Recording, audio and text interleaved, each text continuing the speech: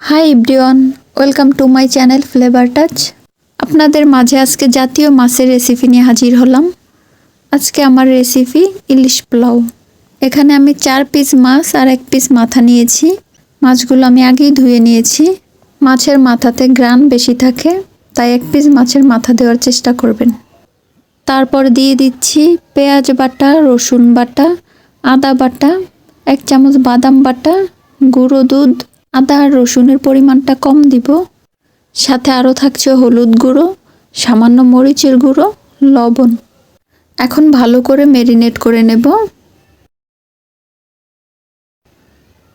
আমার ম্যারিনেট করা হয়ে গেছে। তারপর 5 মিনিটের জন্য ম্যারিনেশনে রেখে দেব। এরই মাঝে পোলাওর জন্য চালটা রেডি করে নেব। এখানে আমি 400 গ্রামের মতো চাল নিয়েছি। এখন আধা ঘন্টা ভিজিয়ে রেখে দেব। আধা ঘন্টা পরে চালগুলো ধুয়ে সিদ্ধ করার জন্য পাতিলে নিয়ে নিলাম। এখন দিয়ে দিচ্ছি পানি।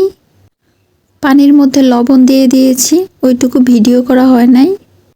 লবণের পরিমাণটা বোঝার জন্য একটু পানি চেক করে দেখবেন।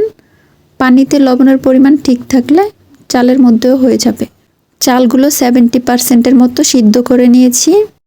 চুলায় প্যান বসিয়ে পেঁয়াজ বেরেস্তা করার জন্য বেশি করে তেল দিয়ে দিচ্ছি। এই রকম ব্রাউন কালার করে তুলে ফেলবো।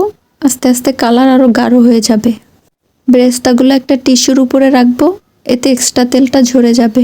বেরেস্তা করার জন্য তেল বেশি দেওয়া হয়েছে, প্যান থেকে কিছুটা তেল কমিয়ে নিয়েছি। এখন মাছ রান্না করার জন্য পেঁয়াজ কুচি দিয়ে দিলাম। পেঁয়াজ হালকা ভেজে নিয়েছি, এখন মাছ দিয়ে দিচ্ছি। বাকি মশলাগুলো দিয়ে দিব। মশলার বাটিটা ধুয়ে একটু পানি দিয়ে দিচ্ছি। মিডিয়াম আঁচে 4 থেকে 5 মিনিটের মতো রান্না করে নেব। ইলিশ মাছ সিদ্ধ হতে বেশি সময় লাগে না। মাছগুলো একবার খুব সাবধানে উল্টে দেব। খুব সাবধানে দিতে হবে, না হলে ভেঙে যাবে। ইলিশ মাছ অনেক নরম। ইলিশের এত সুন্দর গ্রান বের হয়েছে, গ্রানে পুরো ঘর মোমো করছে। আমার তো গ্রানেই খিদা লেগে গেছে। মাছ রান্না হয়ে গেছে।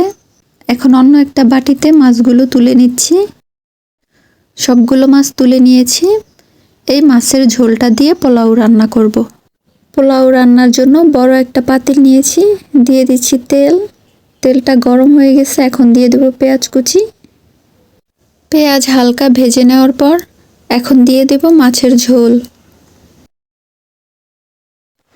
ঝোল দেওয়ার পর একটু নেড়ে চেড়ে নিয়েছি।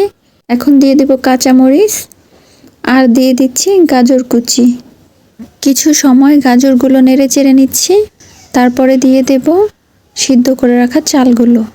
এগুলো এখন আর চাল নেই, ভাত হয়ে গেছে, যেহেতু 70% মতো সিদ্ধ করে নিয়েছি। চালগুলো আগে সিদ্ধ করে নেওয়া ছাড়াও রান্না করা যাবে। তখন এই ঝোলের মধ্যে চালগুলো দিয়ে কিছুক্ষণ নেড়ে চেড়ে পরিমাণ মতো পানি দিয়ে দিতে হবে। আমি আগেই সিদ্ধ করে নেই, এটা আমার কাছে সুবিধা মনে হয়। এখন ঝোলের সাথে ভাতগুলো খুব ভালোভাবে মিক্স করে নিচ্ছি। তারপর 2 মিনিট ঢাকনা দিয়ে ঢেকে রেখে দেব। চুলার আঁচটা একদম লো থাকবে। 2 মিনিট পরে ঢাকনাটা তুললাম। এখন মাছগুলো দিয়ে দেব। তার আগে কিছুটা ভাত বাটিতে তুলে নিচ্ছি। এখন সুন্দর করে মাছগুলো দিয়ে দেব। মাছ দেওয়া হয়ে গেছে। এখন তুলে রাখা ভাতগুলো দিয়ে দিচ্ছি।